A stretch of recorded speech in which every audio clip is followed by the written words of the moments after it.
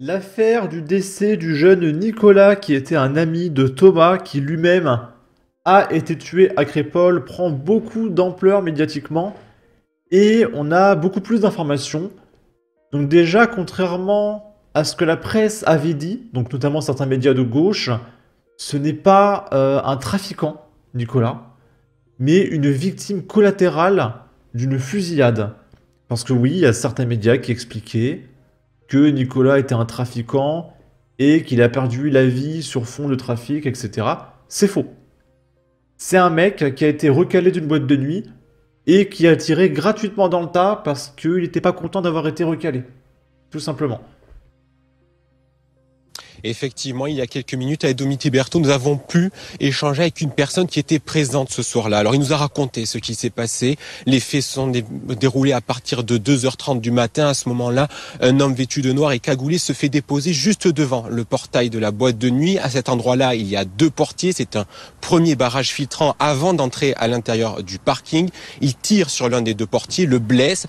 Un petit mouvement de foule et de panique alors. L'homme continue, il rentre sur le parking et à ce moment-là, il a une arme de poing, il tire en direction de la file d'attente. Il y a de nombreux jeunes qui sont devant la boîte de nuit. Pour entrer à l'intérieur, il faut le rappeler, pas moins de 800 jeunes étaient attendus ce soir-là pour fêter la soirée d'Halloween. Au début, il croit à une mise en scène et puis il tire donc sur cette file d'attente. Un tir qui, selon la personne avec qui nous avons pu échanger, n'était pas en direction d'une personne en particulier. Il blesse donc le jeune Nicolas, âgé de 22 ans, qui est décédé donc dans la journée d'hier. Puis s'ensuit un mouvement de panique. Les jeunes qui étaient déjà à l'intérieur de la boîte de nuit resteront confinés jusqu'à 4 heures du matin. Très rapidement, les pompiers mais aussi la police arrivent sur place. Ils ferment, ils sécurisent les lieux. Les parents arrivent très rapidement puisqu'ils ont été prévenus par tous les jeunes qui étaient déjà sur place. Ils attendent au niveau du portail. Il y a vraiment un sentiment d'angoisse et de panique qui règne à l'extérieur. La boîte de nuit est donc restée fermée bien sûr hier soir. Elle devrait rouvrir samedi prochain et à ce moment-là, une minute de silence se sera observée au cours de la soirée. Ok. Ensuite, il y a le président du club de rugby de Nicolas et de Thomas qui réagit. Et en tant que président du club qui accueille des jeunes, qui s'occupent d'eux, etc., c'est en quelque sorte, entre guillemets, ses enfants qu'il perd à la chaîne, qui sont tués par des coups de couteau, des coups de 12, etc. Je mets un petit filtre, on est sur CNews. Bien sûr que c'est totalement imposé. Nous, on lutte au quotidien au club pour éviter tout. Alors on peut voir qu'il y a un hommage et que les mecs à gauche, ils ont un t-shirt Thomas et je pense qu'il y en a qui ont un t-shirt Nicolas. Voilà. Pour inclure tout le monde en fait pour l'inclusion surtout notre club qui a une vocation sociale depuis des années. On a encore fait une action avec un club de foot de Romans sur les anti-discrimination. Voilà, nous on lutte pour inclure tout le monde et puis on se retrouve avec des gens qui ôtent la vie qui donne aucune valeur à la vie, surtout. Moi, je trouve que c'est ça qui devient terrible dans notre monde aujourd'hui, c'est que la vie n'a aucune valeur pour certaines personnes. Et je vous entendais dire que c'est lié à un trafic de drogue. Je pense que c'est simplement lié à quelqu'un qui a eu un refus d'entrer dans une discothèque et qui pour se venger, est revenu tirer à l'aveugle sur des gens. On en est là aujourd'hui. C'était un caprice. C'était simplement un caprice, en fait. Un caprice. Ok. Là, c'est un cousin de Nicolas qui a fait un communiqué. Monsieur le président Emmanuel Macron, c'est avec une douleur indicible que je m'adresse à vous aujourd'hui. Nicolas, mon petit cousin, n'est plus. Il a été fauché dans la fleur de l'âge, la tête arrachée par une balle perdue, alors qu'il ne faisait que sortir s'amuser avec ses amis. Un drame de trop, monsieur le président. Un drame parmi tant d'autres qui endeuillent notre pays.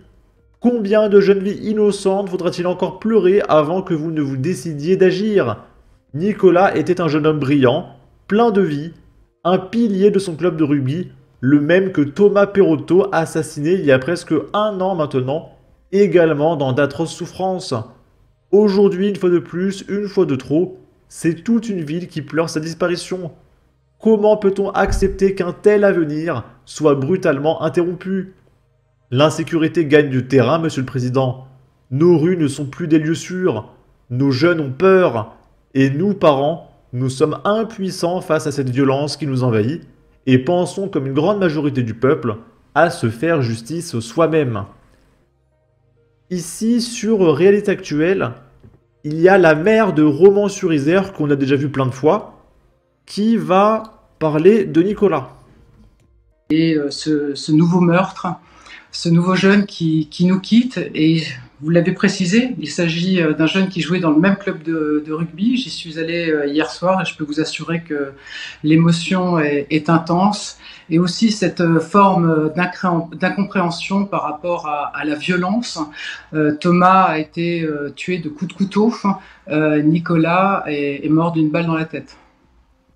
Marie-Hélène Toraval, vous avez fait du combat contre la délinquance dans votre ville, mais plus largement votre cheval de bataille depuis la mort de Thomas il y a près d'1 an.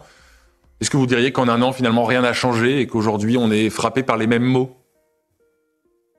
Ça me fait mal de dire que rien n'a changé, mais si je suis objective, j'oserais vous dire que rien n'a changé. C'est-à-dire que lorsqu'il y a des événements comme cela, eh bien, finalement, on nous parle de Beauvau, de la sécurité. Je m'étais déjà exprimé sur ce sujet. Je pense qu'aujourd'hui, le diagnostic, il est connu de tous nos interlocuteurs politiques, de ceux qui ont le pouvoir aussi, non seulement le pouvoir de dire, mais le pouvoir de faire.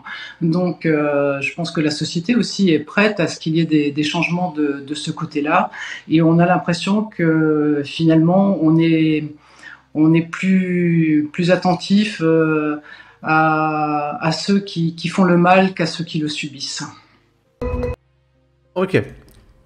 Et c'est pas fini, Serfia nous apprend qu'un homme de 53 ans a tué son ex de 54 ans en l'étranglant après lui avoir porté un coup et il l'a jeté par-dessus bord de sa péniche dans la Seine.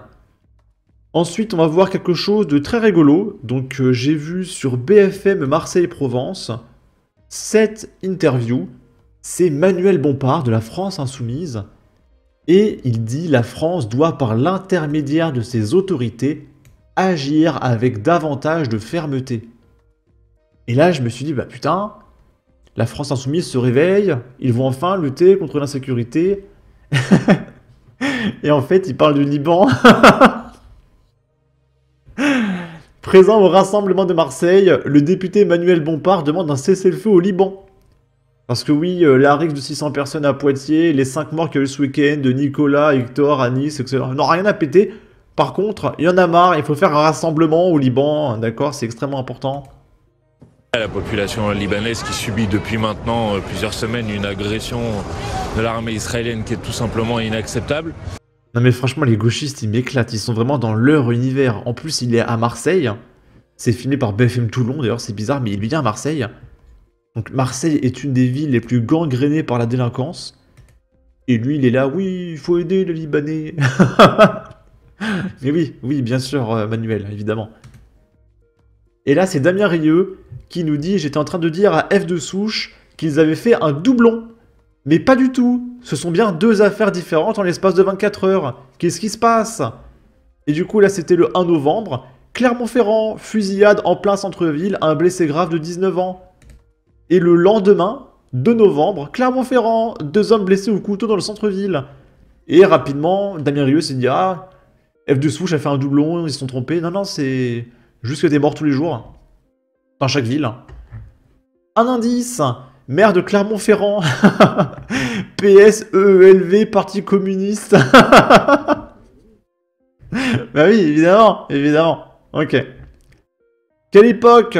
2e poignardage de l'après-midi, 24 heures après la visite de Retailleau. Donc c'était à Rennes, on en a parlé hier.